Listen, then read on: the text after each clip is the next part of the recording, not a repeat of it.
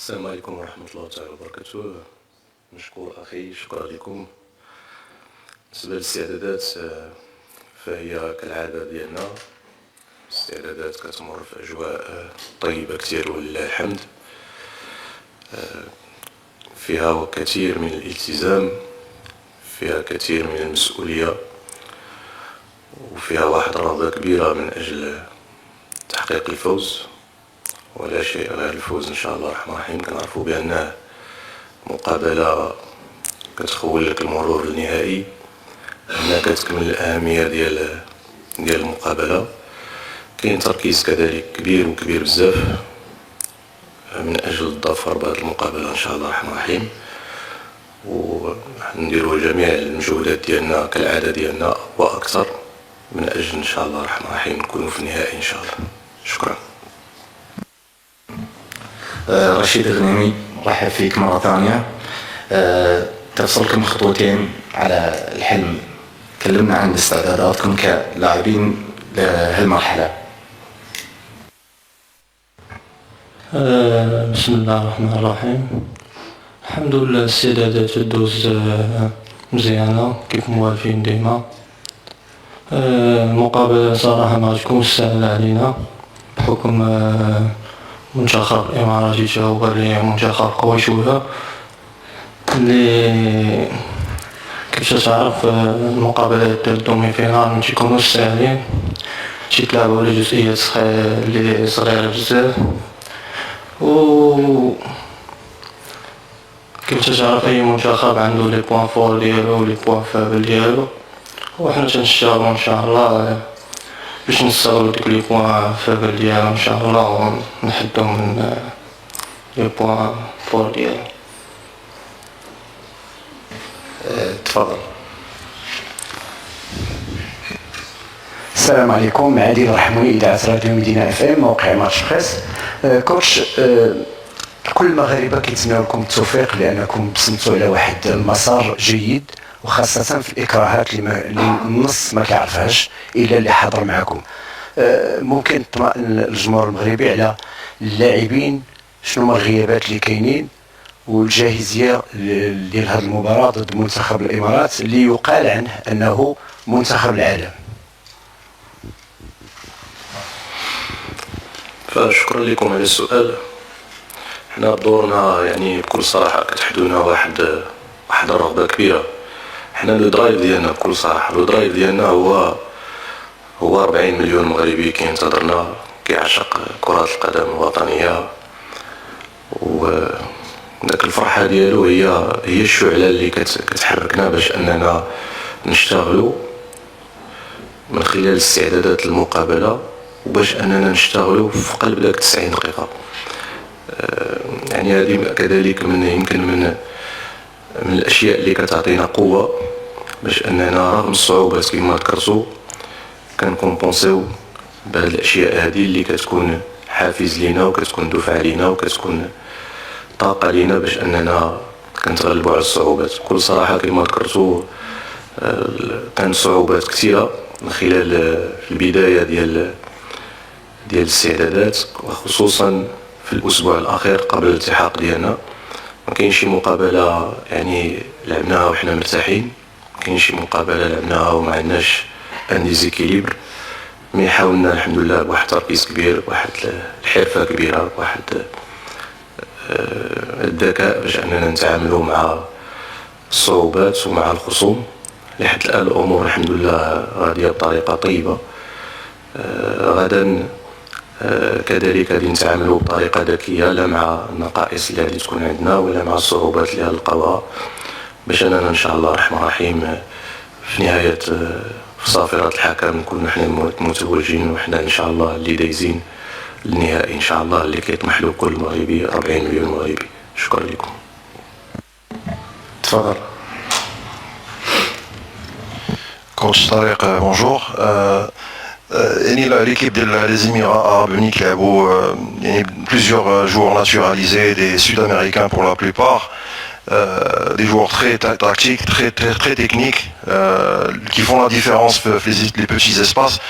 Et comment vous allez gérer هاد لا كاركتيرستيك ديال هاد ليكيب هذا. لا دوزيام كيسيون كونسيرن لا بوينت ديالنا حنا، واش غادي نشوفوا غدا حمد الله ولا تيسودالي غيرجع؟ كومون فا اتر لا ديسبوزيسيون ديال لا لين اوفونسيف ديالنا؟ شكرا. فأولا من خلال السؤال اللي كيتعلق الأول في الشق ديال الأول اللي كيتعلق بنقاط القوة ديال المنتخب الإماراتي، كيف ما ذكرتوا عندهم لاعبين مجنسين برازيليين أرجنتينيين، خصوصا في الجانب الهجومي ديالهم، لاعبين اللي كيتمتعوا بالسرعة، لاعبين اللي كيتمتعوا بواحد لا كاليتي تكنيك كبيرة بزاف، ولاعبين اللي يمكن لهم يديروا الفارق. احنا اكيد كناخذوا مره واحده اخرى بكل تواضع نقاط القوه ونقاط الضعف ديال الفريق الخصم، اكيد ناخذوا نقاط القوه بعين الاعتبار. من اللي كيهمنا اكثر كذلك دائما هو احنا كيفاش خصنا نكونوا من الناحيه الدفاعيه، كيفاش خصنا نكونوا متماسكين كيف ما بينا عليها في هذه المقابلات اللي فاتوا كاملين. ان بلوك طري كومباكت، طري سوليد، طري اغريسيف،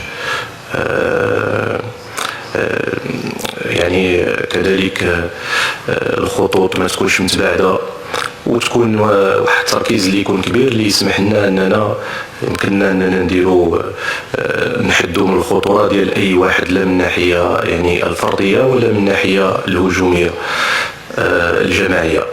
ف كنظن ان شاء الله الرحمن الرحيم غادي نديروا القراءه الصائبه ان شاء الله باش اننا نكونوا فعالين ان شاء الله، لا دفاعيا ولا هجوميا. شكرا. شباب بس هدوء ولا عليكم امر، بس ولا تفهمون عشان المدرب يقدر يتكلم. ادرونا بس. تفضل ثالث واحد.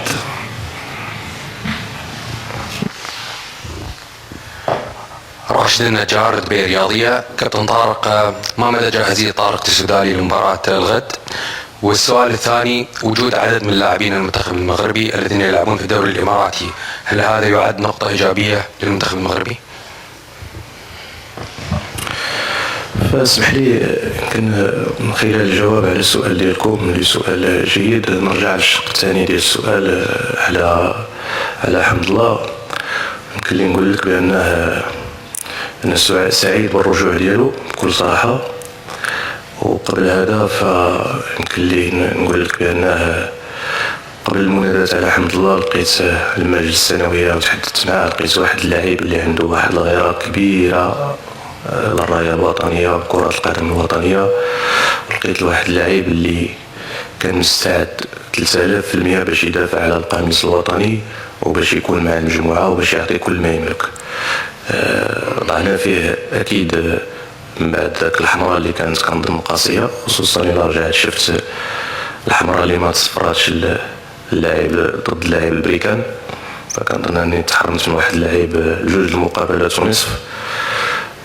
وكذلك كيدير واحد العمل كبير داخل المجموعه مع كذا حقيقه مع افراد الاسره، يمكن لي نقول لك الاخوان ديالو الاخرين. فكنظن بأنه الحمد لله إن شاء الله يمكن يكون غدا إن شاء الله الرحمن الرحيم كرسمي كيف ما يمكن يكون كبديل في جميع الأحياء في جميع الحالتين. فمحتاجين للجميع، وأكيد أن هذا يكون واحد طرف أو واحد دافع إيجابي بالنسبة لنا في خط الهجوم، خصوصا في الإكراهات اللي لقينا في خط الهجوم والإصابات اللي تعرضنا لها. هذا من ناحية السؤال ديالكم. كنظن بالنسبة للسوداني احنا كنشوفوا الحالة ديالو إن شاء الله هو في تحسن مستمر، الحمد لله كاين تحسن كبير كبير كبير. نشوفوا ان شاء الله دار الامور كيفاش تكون، واش يمكننا نعتمدوا عليه كاساسي او كاحتياط ان شاء الله الرحمن الرحيم. هذا من ناحيه.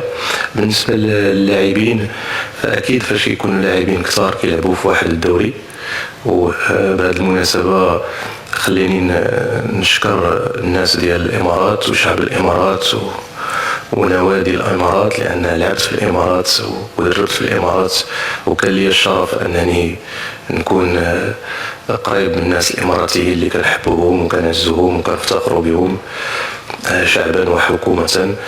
وكرة القدم الإماراتية دائما كانت كرة رائدة في الخليج، عندهم لاعبين ممتازين، كيكونوا مدربين ممتازين، مسيرين كيعشقوا كرة القدم وكيحبوها، وكاين مغاربة كثار على مر السنين.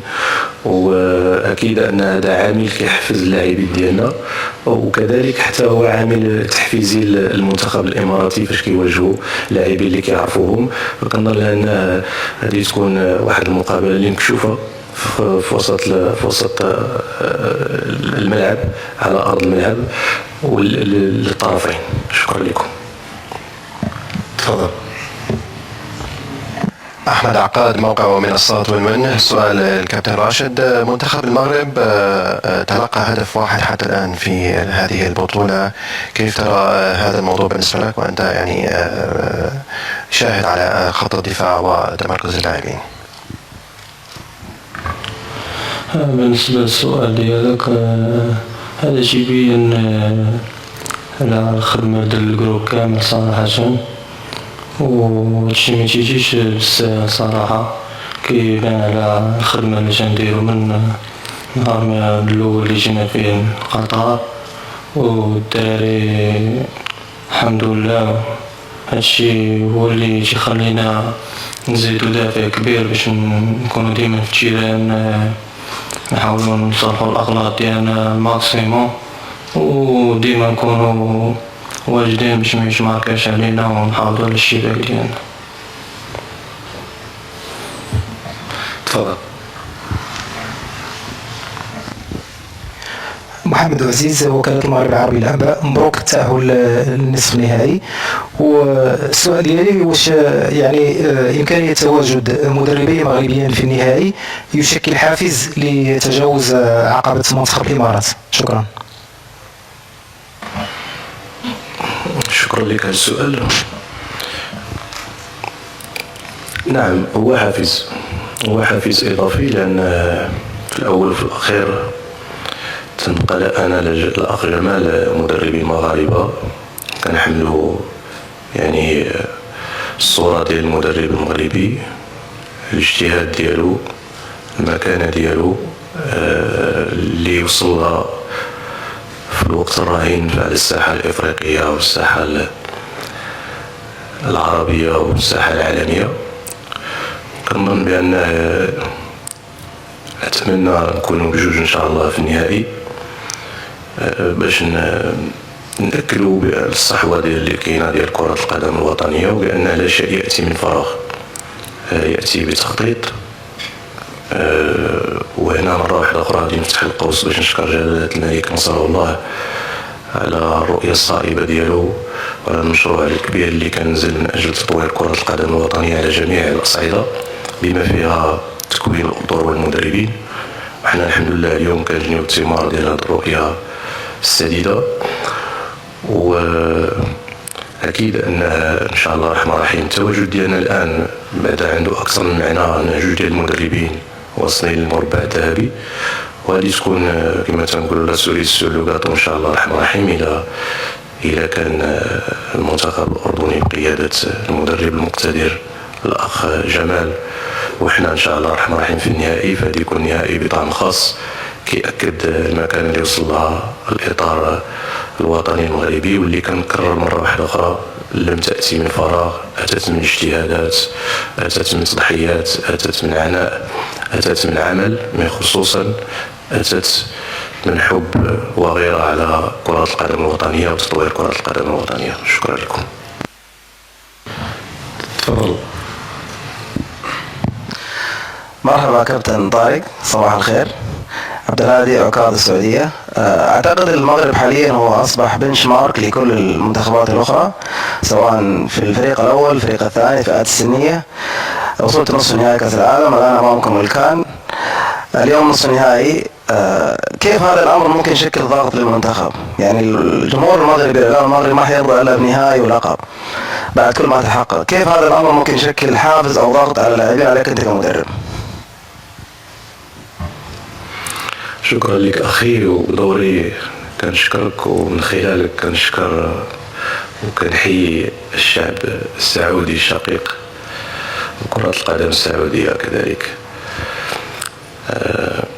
لأن هذا سؤال سولته أكثر من مرة والجواب هو بسيط بكل صراحة. الضغوطات ما تتعلقش بالمقابلات عندنا. أنا عند عبد ربي يعني عندي أنا شخصيا الضغوطات لا تتعلق بالمقابلة في حد ذاتها.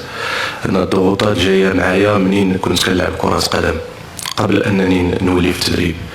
لعبت ما يقارب 15 سنة متواضعة في بلاد المهجر. كان عندي الشرف أنني نمثل كرة القدم الوطنية لا في الشامبيونز ليغ ولا في كوب دوروب ولا في الأندية اللي فت فيها. كنت دائما حامل المشعل منذ نعومة الأظافر ديالي بكل مسؤولية وبكل جدية. كنت حامل المشعل ديال سفير كرة القدم المغربية. يعني رغم أنني كان عندي من 19 سنة باش كنقول منذ نعومة الأظافر ديالي كان عندي هذا الحس هذا وهذا الفكر باش أنني كنعرف بأن الذهاب ديالي لأوروبا فهو ماشي ذهاب من أجل لعب كرة القدم فقط، ولكن كنت حامل واحد الرسالة، وهذه الرسالة هذه كانت كتمثل في أنني نمثل كرة القدم الوطنية أحسن تمثيل داخل الملعب، وهنا كنسطر عليها كذلك خارج الملعب. الإنسان المغربي، الأخلاق ديال الإنسان المغربي، المبادئ ديال الإنسان المغربي، الصورة ديال الإنسان المغربي، وكذلك اللاعب المغربي على أرض الملعب.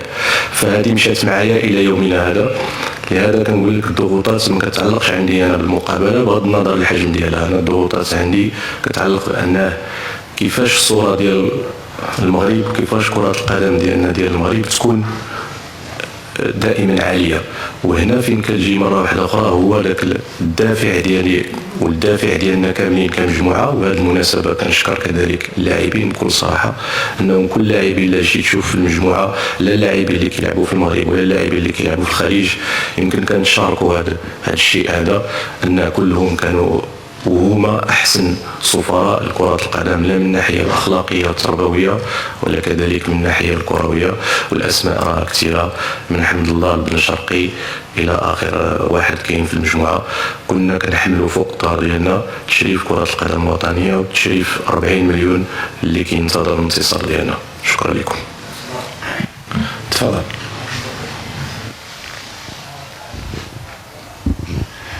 طارق، تحياتي.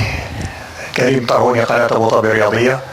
حبيت أسألك على نقطة، كون المنتخب المغربي شاهدناه في بعض المباريات في كأس العرب مع السعودية، حتى في الدور الماضي دور ربع نهائي مع المنتخب الفلسطيني. في بداية المباراة قبل اللعب كانت هنالك بعض الهجمات الخطيرة اللي تقبلها الدفاع المنتخب المغربي، ثم بعدين يرجع في المباراة. تحسبا مباراة نصف نهائي مع منتخب الإمارات، أنت تعرف جيدا كرة الإمارات فيها عدة لاعبين مميزين أمثال كاي وأمثال خيمينيز، وخاصة على الرواقين روبن ميلوني. رأيك في هذه النقطة، وهل قرأت حساب لهذه النقطة؟ شوف كرة القدم يعني بكل صراحة باش كتجي تشوف أفضل لاعب يمكن نقولوا في العالم، لا درتي حسابيا مسائل حسابية تلقاه في 90 دقيقة شحال مرة كيقود الكرة كتكون عنده في الرجل ديالو، فتلقى أقل من 3 دقائق. يعني أنا كنحدثك على أفضل لاعبة في العالم، اللي نهضروا على ميسي، نهضروا على كريستيانو، نهضروا على رونالدينيو، نهضروا على لاعبين، باش تلقى في 90 دقيقة كاين 3 دقائق يمكن كأقدر تقدير اللي كيكون عنده الكرة. يعني 87 دقيقة شنو كدير فيها؟ هو اللي يمكن كيدير الفارق على أرض الملعب.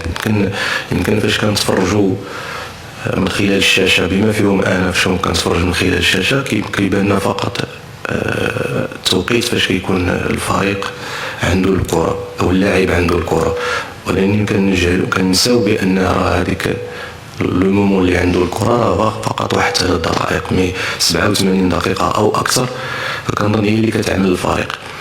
أكيد كذلك ما خصناش داك 3 دقائق، لأن جمعنا 3 دقائق مع 3 دقائق لكل واحد راه كتعطي واحد النسبة كبيرة في الدقائق من خلال المقابلة، ولكن ما خصناش كذلك نستثنيو الأهمية ديال حمل الكرة. الكرة تكون بين القدمين ولكن كذلك نعطيو قيمة ل 87 دقيقة الأخرى. كذلك من الناحية الثانية هو أن كرة القدم فيها أنت عندك الكرة وأنت ما عندكش الكرة، فكيف التعامل عندها في الوقت اللي ما عندكش الكرة وكيفاش تتعامل في الوقت اللي عندك الكرة، وبيناتهم كاين واحد العامل كبير ومهم بزاف خصوصا في كرة القدم الحديثة هما لي روكونفيرسيون، لي مومون يعني فترات التحول، الوقت اللي ما عندكش الكرة ولات عندك الكرة، الوقت اللي عندك الكرة وضيعتي الكرة. فكنظن اللي تيشوفها تلقاو هادو عوامل مؤثرين كثار في كرة القدم، إضافة لواحد العامل ثالث اللي هو مهم كذلك، فهو العامل اللي كيتعلق بلي مومون فور لي مومون فابل. كاين فترات قوية عند أي منتخب وكيمر فترات خلال 90 دقيقة اللي كتكون أقل. فهنا الأهمية ديال كيفاش تستمر ذاك الفترات اللي كيكونوا لي مومون فور باش أنك تسجل، وكيفاش أنك تقدر أنك تحمل العبء ديال داك الخطوره ديال المومون ديال الفترات الفارغه اللي كيمر منها اي منتخب. كل ما كانت اقل كل ما افضل باش انك ما يتسجلش عليك. كنظن المنتخب هادشي اللي خصنا نقوموا به، هادشي اللي حنا كنقوموا به من خلال اول مقابله، هادشي اللي قمنا به في الشان باش عطانا لاكوب الحمد لله ديال الشان، هادشي اللي قمنا به في الاولمبياد باش عطانا برونزيه وتتويج في الاولمبياد، وهادشي اللي نقوموا به غدا كذلك. نعرفوا بان كيف ما ذكرتوا منتخب قوي كيمتلك لاعبين مجربين ولاعبين يعني عندهم مؤهلات كبيره من الناحيه التقنيه والهجوميه، لكن مره واحده اخرى علينا حنا هنا مرة واحدة أخرى بكل تواضع تناخذ الخصم بعين الاعتبار، ولكن اللي كيهمنا هو الفريق ديالنا. كان لنا الاستماتة اللي بانوا عليها اللاعبين ديالنا في المنظومة الدفاعية، مي حتى كلاعب في الدفاع كاين واحد التركيز عالي، وكاين واحد الجدية كبيرة، وكاين واحد التعامل من الناحية التكتيكية والتقنية وحتى من الناحيه الدفاعيه بطريقه جيده، اللي خلاتنا اننا لحد الان ما نسمحوش للخصوم باش انهم يديروا علينا بزاف ديال باش يديروا علينا خطوره او انهم يوصلوا للمرمى ديالنا. وكذلك حتى الاستقبال الحمد لله استقبلنا هدف واحد، كنتمنى الله واكيد ان غادي نكونوا غدا كذلك عند حسن الظن ان شاء الله. تفضل نبي سؤال حق اللاعب. سؤال اللاعب وسؤال المدرب بطبيعة الحال. أمين مجدوبي، جريدة المنتخب المغربية. كوتش طارق، شكرا لكل ما فعلته الآن في نهائيات كأس العرب مع اللاعبين. بكل تأكيد تعرف بأننا كصحفيين وإعلاميين مغاربة نريد دائما نقل نبض الشارع الكروي المغربي. في المغرب هناك إشادة كبيرة باللاعب منير الشويعر الذي أقحمته في المباراة الأخيرة. يقولون بأن منير الشويعر لم يأخذ كامل فرصته مع طارق السكتيوي. ما تعليقك على هذا الأمر؟ وكيف تعمل على تحفيز لاعبين المنتخب المغربي الرديف الذين لم يتواجدوا في اللائحة النهائية لكأس أفريقيا التي أعلنها المدرب وليد الركراكي مؤخرا؟ أما بخصوص سؤال للحارس المميز الخلوق رشيد غانمي، أنت لعبت مع المنتخب الأولمبي، المنتخب المحلي، المنتخب الرديف، تملك تجربة الآن تحضر كحارس ثالث خلف المهدي بن عبيد وصلاح الدين شهاب. كيف تنقل هذه التجربة هذه للحارس المهدي بن عبيد الذي يحضر كأساسي للدفاع عن عين أسود الأطلس بكل استماتة وقوة؟ شكرا جزيلا. شكرا لك على السؤال. رغم أنني يعني في كثير من الأحيان كنحبذ أنه يكون الكلام ماشي على لاعب يعني فردي، لكن يكون على المجموعة ككل، لكن في بعض الأحيان نكونوا مرغمين باش نخلي يعني نجاوبوا الجواب اللي خصو يتجاب. بالنسبة للاعب الشويعر هو على غرار الإخوان ديالو، حنا كنقولها وتنكررها مرة واحدة أخرى، في المنتخب ما كاينش، وكنتمنى من الله يتفهم هذا لو ديسكور هذا ديالي، ماشي فقط المنتخب اللي عندنا الآن أو المنتخب اللي كان عندنا الشهر، لجميع المنتخبات من المنتخب الألف حتى المنتخبات السينية. يمكن في المنتخبات السينية المشاكل هذه كتكون أقل أو غير موجودة في بعض الأحيان. هنا المغرب، هذا المغرب نتمنى الله باش تفهم، هذا سي ليكيب ناسيونال، سي الراية. احنا ماشي هذا كيمثل واحد النادي والاخر كيمثل واحد النادي، وهذا سميتو اكس والاخر سميتو ايغريك، لا. اون فوا هذا اللاعب دخل سي المغرب، يعني المنتخب الوطني والكل كيولي واحد، حنا جسم واحد، حنا روح وحده.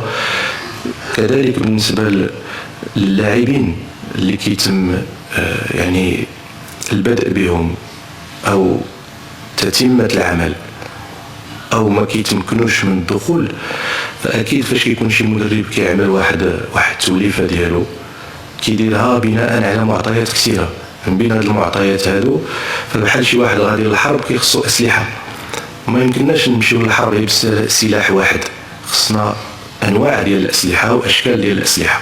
نفس الشكل بالنسبه لنا، يعني شواعر ماشي هو زحزوح ماشي هو مهري ماشي هو بركاوي ماشي هو اكس ايكغيك في كل بوست، يا اما في رقم 10 طنان ماشي هو بوغرين ماشي هو الكارتي، حتى في وسط الميدان مهديوي ماشي هو حريمات ماشي هو باش، محتاجين ليهم كاملين. اذا شكون اللي كيدير الفرق؟ حنا المهم عندنا شنو هو اننا يكون عندنا اسلحه اللي على غرار الفريق الخصم، على غرار مجريات المقابله، على غرار السيناريو المقابله. الا كنا منتصرين ماشي هي الا كنا منهزمين، وإلا كنا متعادلين وباغيين نرجعوا حنا اللي نربحوا، ماشي حنا متعادلين وباغيين حنا نبقاو متعادلين. إلا كنا حنا رابحين بجوج وباغيين نبقاو رابحين بجوج ونحاولوا بطريقه او بصيغه اخرى نضيفوا الثالث ولكن نحافظوا على رابحين بجوج، كتولي كتحتاج اللاعبين بواحد الشكل واحد اخر. اذا ما يمكنش هذا نقبطوا ونقولوا هذا اللاعب هذا هو اللي غادي نلعبوا به ونلعبوا به دائما بنفس الطريقه، او هذا اللاعب هذا هو اللي خصنا ندخلوه دائما بنفس الطريقه. شوف كاين واحد النقطه كذلك مهمه، في بعض الاحيان يبان لك لاعب جيد لكن راه لو سيناريو مثلا مشى بان هذاك اللاعب في ذاك لو سيناريو ديال المقابله لعب في لي بوين فور ديالو، يمكن ندخلوه في نفس المقابله في سيناريو مغاير يبان لك سيء. علاش؟ لانه ولا يبان لك 50-50. لماذا؟ لان هذاك لو سيناريو كيحتم انه يلعب في لي بوين فيبل 50% ويلعب في لي بوين فور ديالو 50%، اذا يبان لك لاعب متوسط. فاش غادي تدخل في واحد لو سيناريو اللي فيه لي بوين فور ديالو، اذا كيلعب في لي بوين فور ديالو في داك 30 دقيقه ولا نص ساعه ولا 45 دقيقه ولا المقابله كلها يبان لك جيد. علاش؟ حيت كيلعب غير في لي بوين فور ديالو. ويمكن في سيناريو واحد اخر اللي كتلتزم به كتستلزم انه لو سيناريو كيديه يلعب في لي بوين فيبل ديالو يبان لك سيء. هادو هما اشياء اللي حنا كناخذوها بعين الاعتبار، واشياء اللي خديناها كذلك واحد تجربه متواضعه لهذه السنين، ودابا غاديين فيها كذلك في التدريب. فكنتمنى من الله باش اننا نكونوا دائما كنحسنوا الاختيارات. حنا مره واحده اخرى ما عندناش هذا لاعب جاي من واحد النادي وهذا لاعب من نادي اخر، كذلك ما عندناش الفرق بين اللاعبين. دائما كنأكد وانتم راكم عارفين هذه القضيه، حتى في النوادي اللي تسنهم اللاعبين كلهم مهمين ومحتاجين للجميع. اي واحد كيمثل المنتخب الوطني عيطنا له في اللائحه فهو مهم، كل واحد والاختصاصات ديالو. الاهم يكونوا عندنا اسلحه اللي نكونوا ندفعوا بها بذكاء على حسب لو سيناريو اللي يدينا النتائج طيبه. والحمد لله النتائج راه كتاكد بان لا الاختيارات ولا التعامل القبلي او لا خلال المقابله فهو الحمد لله في صالحنا. نتمنى من الله باش ربي يوفقنا مره واحده اخرى باش نكونوا مره واحده اخرى عند حسن ظنكم وعند حسن ظن 40 مليون مغربي. شكرا. خرج على السؤال ديالك. تجربه كبيره مع المنتخب المغربي التي تحكي مع المنتخب المغربي محليين، اكيد التجربه غادي تحاول تكون حاضره باش تكون ذات المسؤوليه ديال سواء الشباب ولا المدرب، خاصه المدرب اللي كان كاع على اساس. بالنسبه للتجربه ديالي في الكوب اللي دازو صراحه لي كوب مختلفه صراحه. كيفاش تعرف الرقم ديال الايفنت 3 ماشي اولمبيات، والاولمبيات ماشي الرقم ديال المحليين، ولهذا كوب دراجة هي اللي صراحه كوب اللي مختلفه عليهم. وبالنسبه للمهدي حارس كبير شي هو وحارس اللي عنده اكسبيريونس ديالو، وان شاء الله نتمنى ليه التوفيق ان شاء الله في مباراة الغد ان شاء الله ونفوزوا ان شاء الله ونهديو الفوز ان شاء الله على الشعب المغربي ونفرحوه ان شاء الله. نختم مؤتمرنا الصحفي. شكرا لكم جميعا.